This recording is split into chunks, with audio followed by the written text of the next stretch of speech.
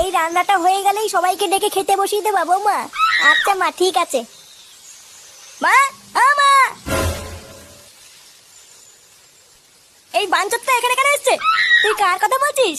এই যে মাসিমা, আমার কথা বলছি গো। আপনার ছেলেটা না খুব দুষ্টু, একটু ইয়ার কিউ বোঝে না বাবা গো বাবা। হ্যাঁ গো, তুমি আমার ভাইকে গালাগালি দিলে। বাড়াটা গালাগালি দেবো না তো কি দেবো? ও বলছো তার বাল, বাড়া আমাকে ঘরে একা পেয়ে আমার প্যান্টের ভিতরে হাত ঢুকে দিয়েছে।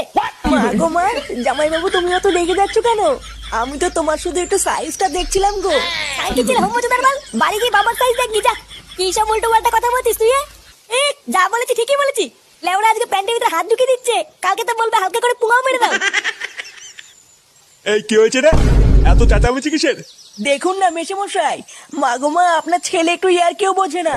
ওটাই আর কি ছিল বাঞ্চদ? দেখেছেন তো কিভাবে বলছে। দেখো মা, আমি কিন্তু বলে দিচ্ছি, এই চুদির ভাই যদি বাড়িতে থাকে আমি কিন্তু বাড়ি থাকবো না, বলে দিলাম। চোরে বাচ্চা, তুই ঘর থেকে বেরিয়ে যা। আমরা কোনো কাজকর্মের বেলায় নেই, কোনো রোজগার পাতি নেই, আবার বড় বড় কথা। ও বাড়া, মায়ের থেকে মাসির দরদ বেশি, তাই তো? বাড়া এখন তো দেখছি আমার থেকে এই বাড়িতে এই হোমোচোদার দাম বেশি। লেওলা যেদিন এই হোমোচোদাটা তোমার ধুতির ভিতরে হাত ঢুকিয়ে নেয়ানারি করবে সেদিন বুঝবা বালের এই বাড়িতে আমার কোনো দামই নেই।